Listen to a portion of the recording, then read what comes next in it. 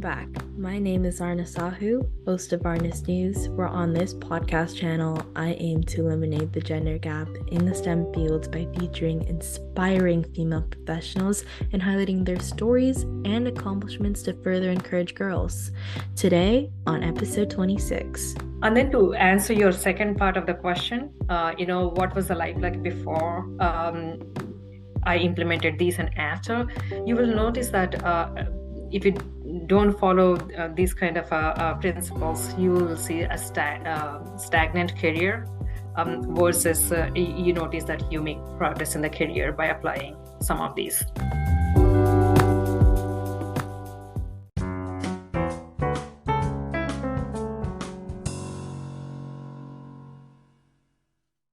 Today on episode 26, I'm pleased to announce our guest, Nitu Parimi.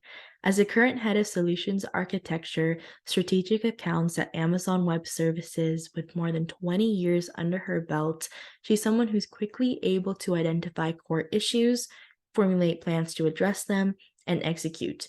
With 5 AWS certifications and is a Google Cloud Platform certified professional, Nitu has stellar team spirit and time management skills. With the right mix of technical, business, and leadership skills, she's an asset to any organization she's a part of. Her skills include DevOps, analytics, networking, and security. So thank you so much, Nitu, for being here today. Before we dive into the questions, would you like to introduce yourself? Thank you, Arna, for the warm introduction. I must first congratulate Gen Z girls who are way ahead of their curiosity to understand the current environment, workplace dynamics, and most importantly, their ability to navigate through to reach their goals. Yes, it's a STEM education that's exposing girls to IT environment early on. Happy to chat with you and answer any questions you have for me. I'm happy to chat with you too. All right, so my first question for you is tell us a bit about your career path. Sure. I did my undergrad in CS from India. I started at Cisco Bay Area in product team, worked there for a decade. That gave me solid foundation both professionally and personally, gave me the opportunity to start a family. Followed by I signed up for management roles at Oracle, VMware, and now at AWS. Perhaps it's worth mentioning two most tested times during my career. I started at Oracle as a director in SFO starting 2010. Was wrapping up my last year of my master's at SCU Santa Clara same year, and I was having 18 months old son at home. I got to sleep no more than 5 hours for more than a year during that time. I thought I won't put myself through this again. But 10 years down the lane, when I started at AWS in 2020, ended up with no weekends and 16-hour-a-day work schedule. I would say these two are exceptions and advise anyone not to work at that rate. May 22 onwards, I ensured work-life balance is a lot better for me. On a positive side, these experiences make me feel very confident at this stage of my career. With the number of cold calls I receive, it feels good and very encouraging. Wow, that is really, really impressive. Like you said, how you only got 5 hours of sleep for a year, and then you also ended up with no weekends and a 16-hour day work schedule. That is insane. Yeah, it gave me a rapid pace of learning during that time, but I advise if one can balance better, that's good for health. Yeah, I'm a very big enthusiast of relax and work. Yes. Okay, my next question is what advice would you give someone wanting to pursue a career similar to yours, and do you have any tips to succeed? Sure. Based on my experience, I'll offer a couple tips. The first one, stay on top of our technology changes. What's new in the industry that's going to last for next 3 to 5 years. For example, today if you look at the cloud is going to last for next 3 to 5 years, and SDE roles as of now is very demanding, especially in the Bay Area, and strong coding skills that are needed for SDE, and a product management. Perhaps AI machine learning is in a lot of hype these days. You may have heard about the chat GPTs, how it's going to change the world now. To keep up with the technology changes, I ended up taking a lot of certifications. I was having a bachelor's in the past, but I enrolled myself for a master's program at SCU. So you can do similar things. The second tip that I can give, when you notice you hit a wall within the company, explore opportunities within that firm or outside. The third tip is pay attention to building professional connections. And fourth, put a consistent effort to improve your soft skill. Yeah, with the whole chat GPT, uprising, there's been so many like cool things to do. Like you can write code over there, so many things. And I've explored with it and it's so much fun. Um, Yes. like I basically write anything with it and it just writes everything for me. Like I don't really have to do any work. So as a student, that feels so great. Especially, you can build, right? You can make a chat GPT more smarter or include some of the artificial intelligence and machine learning into applications that you build. Yeah, so that's why it's so cool. Okay, so my next question is, what is the common myth about your profession that you want to debunk? Sure. People think that you just focus on work, especially being an engineer in a individual contributor role. So you think that you just focus on your work and somehow magically your career progression is going to happen. I would say you would have to pay attention to a lot more factors at workplace. An exception to that statement could be sometimes you are in a right place at the right time. If an organization is growing rapidly, everything might fall in place for you, though. Yeah, a career progression isn't always linear. There's going to be a lot of stagnant places. And I feel like a lot of people have this common myth that, everything in any industry is going to be like a clear progression, but that's simply not true. Totally agree with you on that. Okay. And if you could step into my shoes or your younger self, what would you have asked yourself that I may have not? Based on the questions you asked so far, on the industry changes that are happening now, I would have asked how best you can prepare for a job at this point, especially if you're coming out of an undergrad or a grad programs. What's that you can do to land job? I see. So, like the resources and etc. Yes. See, for the current environment, there's a lot of restructuring companies are doing. So for candidates who are coming out of the undergrad or grad programs, landing in their first job might be a tough thing. I've seen people opting for further studies. Say, for example, if they completed the undergrad, they're opting for the grad, or if they're completing grad program, then PhD program, perhaps to better prepare themselves for the future years. Yeah. Or another example could be, if you're interested in, say, cloud platform companies, take some certifications. If you're not enrolling for full 2-year, 4-year programs, then at least to gain the certifications in the area that you want to land job. Yeah. As someone who's a very big cloud enthusiast, of just a couple of years, taking certifications is very fun, but it's also a little bit hard. So, yeah. Okay. So my next question actually is a great segue for the previous one. So it's, what are the best resources/books that have helped you find your career path? A lot of resources that you can utilize. I'll give you a bunch of them. First, when you are working, on the job learning is the best one, right? You learn a lot being hands-on. The second one is internal or external training resources the company might offer. To give you an example, AWS is so good at onboarding technical talent. They give 3 full months for you to prepare before you get to speak with customers.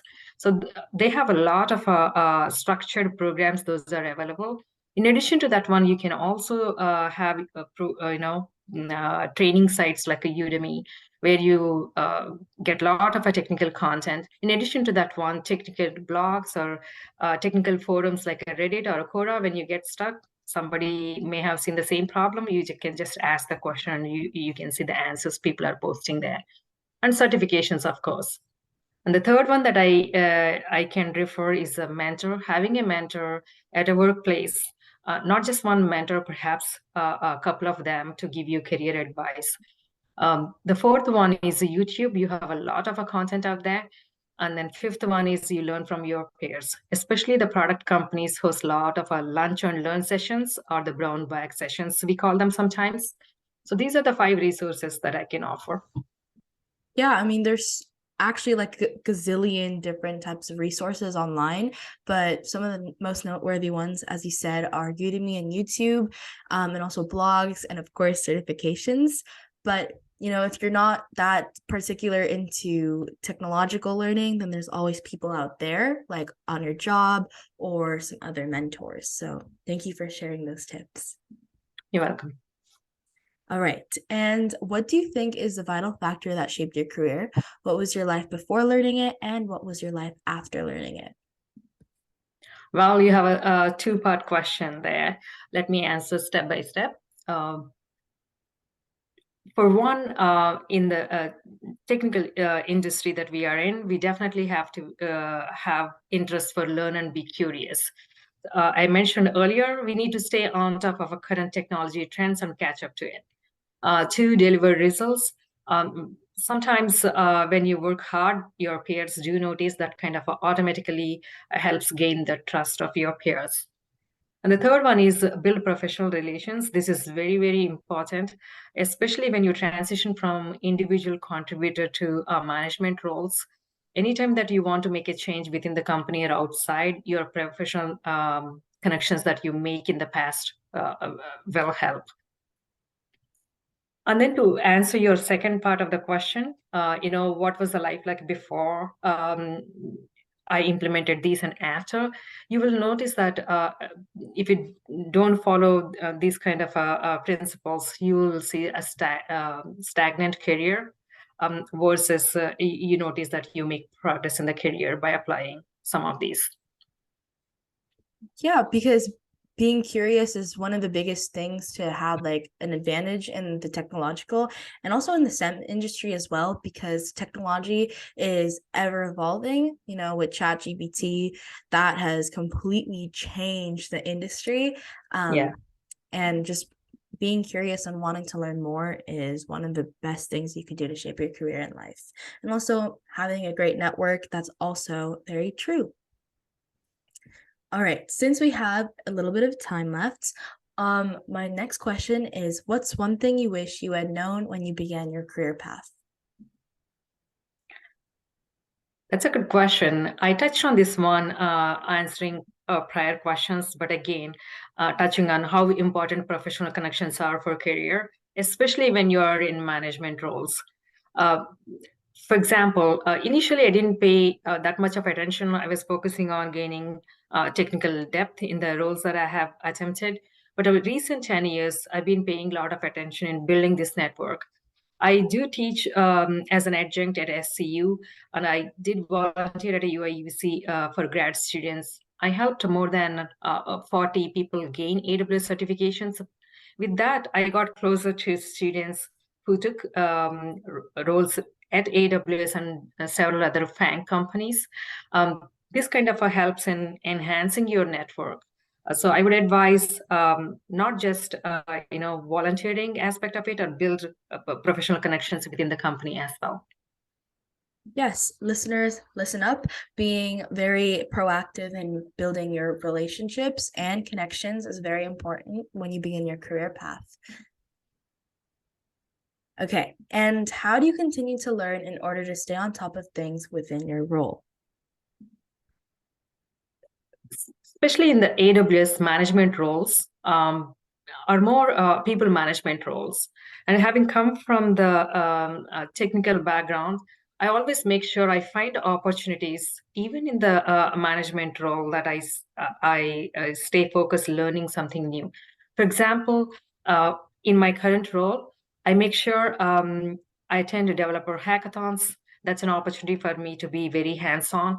And then second one, when a customer escalations happen, if those escalations fall in the area of a depth that interests me, then I make sure, I help the customer out with a solution. And the third one is I recently joined a startup as an advisor. That gives me an opportunity to be very hands-on as well. I just gave it 2, 3 examples, but you can always find an opportunity where you can stay hands-on and closer to technology. Yes. Those are very, very, very interesting. So thank you so much for sharing with your way that you continue learning through management roles. And also, my last question is, do you have any quotes or mottos that you would love to follow and share with us? Sure. A couple quotes that I can give you. When I look back at my career and I want to be proud of the work that I have done and be proud that I tried everything sincerely. This quote is from John Stewart. The second one I can think of, opportunities don't happen, you create them. This is from Chris Grosser. Those are very, very cool quotes. I will definitely stick to them because the second one, especially, I think that's very interesting because you have to create the opportunities. You have to be proactive in your learning. You are you, and nobody else is going to shape your future but yourself. So thank you so much, Nitu, for being here today. Would you give any last few words to the audience? Sure. I'm excited for Gen Z girls as they show much of enthusiasm and energy to learn about the tech industry very early on. Look at you. You're not even in the college and you're taking interest to meet leaders from the industry so that you can learn from them. Happy to help you any way I can. Stay in touch, Arna. Thank you so much. Thus, that concludes episode 26. If you want to know more about how I relate to these amazing topics, then stay tuned for upcoming episodes. A free way to support this show is by leaving it a 5-star rating and a review on the player you're listening to. Let me know what you enjoy about this podcast, as it's a chance to tell me what you love about the show, and it helps others discover it too.